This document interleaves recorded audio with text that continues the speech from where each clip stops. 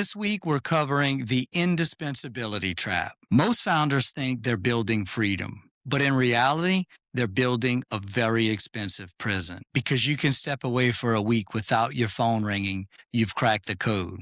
But buyers don't care about a week. They care about what breaks when you're gone forever. The gap between I can step away for a week and the business survives without me is the indispensability ceiling, and it quietly caps your valuation at around a 3 times multiple. Buyers love it when you're the hero, not because they admire you, but because it gives them a reason to claw back 30 to 40% of your purchase price through earnouts and holdbacks. If you're here because you want a 6x multiple, you won't get it as long as you're the single point of failure. Today, I'm breaking down 4 places dependency hides and the exact transferability audit buyers use to quietly strip your equity. Dependency doesn't show up in your stress levels. It shows up in your escalation path. Ask yourself this question. Who approves a 5% discount to save a deal?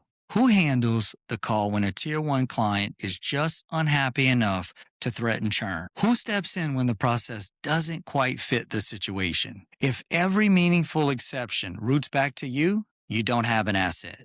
You own a high-paying job that a buyer won't touch without a massive discount. We've sat in diligence rooms where buyers didn't ask about revenue growth. They asked this question: what happens when your process breaks? And every answer started with, well, I usually step in. That's when the valuation quietly changed. Buyers look at your organizational chart and search for what we call the owner hub. If all the arrows point to you, they don't see leadership. They see something fragile, and they assume that if you disappear, the revenue disappears with you. That's how your hard work gets used against you during diligence. Now let's talk about one of the biggest lies in M&A. I'll just stay on for 12 months to help the buyer. To you, that feels responsible. It feels safe. But to a professional buyer, that's a confession of risk. Buyers don't hear help. They don't need your help.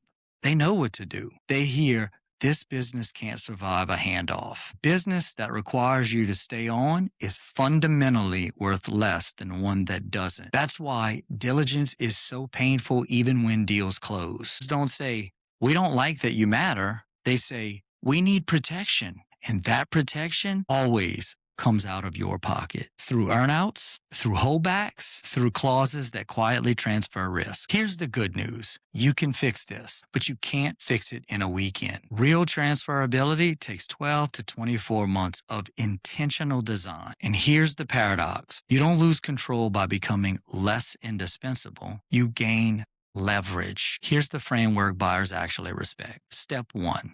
The ambiguity test. When a process breaks, who decides what right looks like? If the answer is you don't have a process. You have a suggestion. Step 2, the decision transfer. Stop delegating tasks. Start transferring judgment. Buyers don't buy execution.